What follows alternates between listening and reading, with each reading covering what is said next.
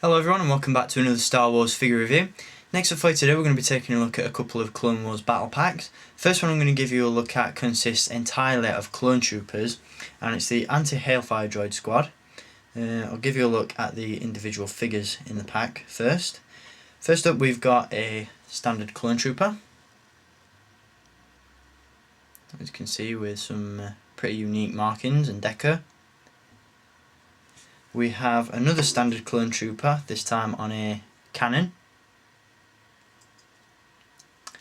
We have a aerial recon trooper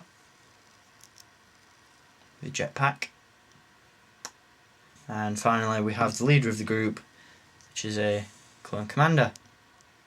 Now before I give you a rundown of each individual figure, I'm going to give you a look at the packaging that this one comes in.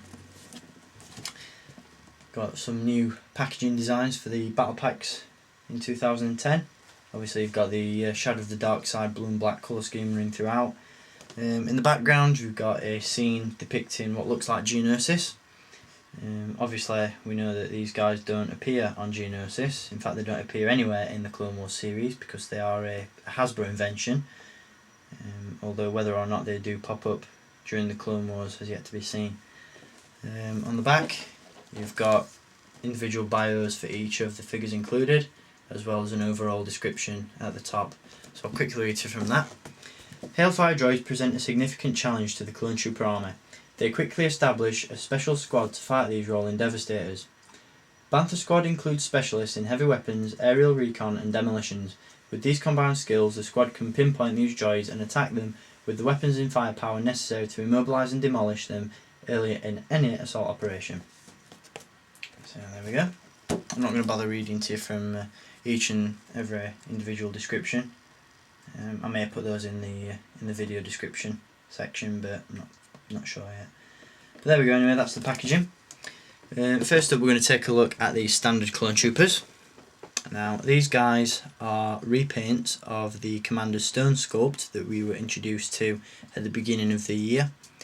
A lot of people prefer it over the old clone trooper sculpt. A lot of people find it inferior. I'm on the fence with it. I think it looks good, from an aesthetic point of view it looks really good, but playability wise and articulation is pretty poor with this one. He has a ball jointed neck, ball hinged shoulders, ball hinged elbows, swivel wrist, a swivel waist, swivel hips and ball hinged knees. There's no articulation in the ankles. And if you want a full rundown of my opinion on this sculpt, then you can check out my Commander Stone review, as I gave it a pretty in-depth critique in that video. As we know, these guys belong to a group called Bantha Squad, and I'm assuming that the decal on the shoulder there resembles what looks like a bantha horn, but I could be mistaken. As you can see, you've got this like green flash of armour on this figure, which looks pretty cool. A lot of people were wondering whether or not it was close to the 41st Elite Legion colours, but it's more of a browny green than anything else. And as you can see, this guy comes with the new sculpt of the DC-15 rifle as well. So very, very cool.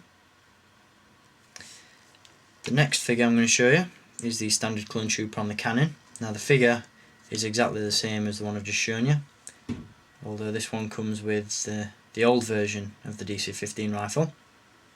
Articulation is the same, the paint job is the same, so nothing unique about that guy compared to the other one.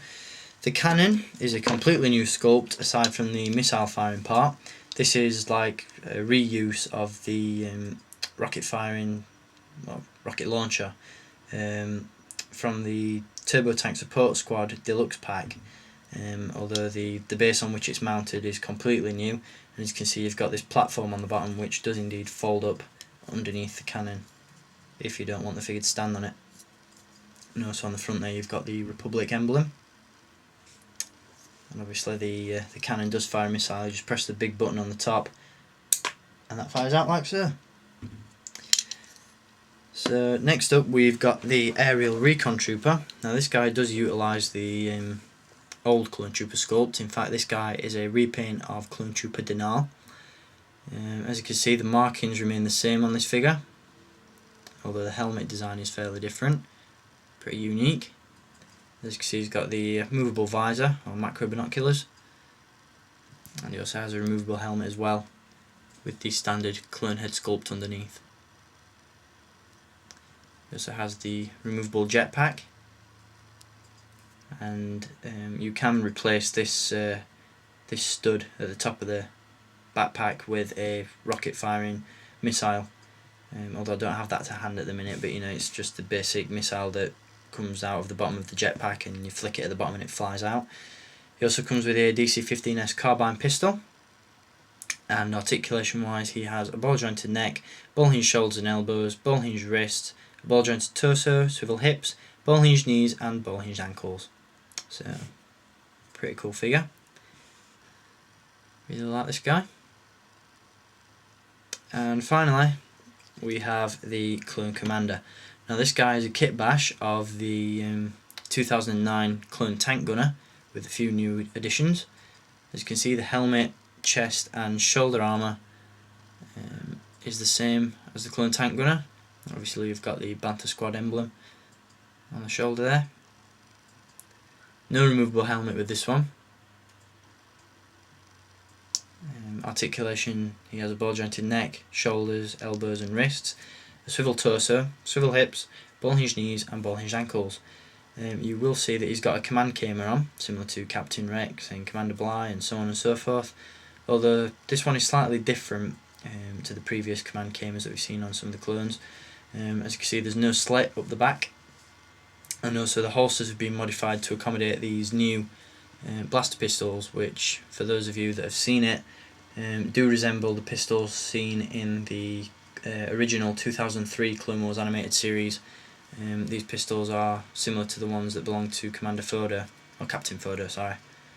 So, and as you can see on this side, they fit into the holster nice and snugly. So there we go, that's the Clone Commander, the aerial recon trooper, and the standard clone troopers.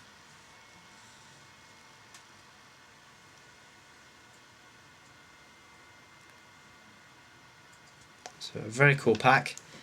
Before I forget, we'll give you a look at the battle game cards that come with these guys.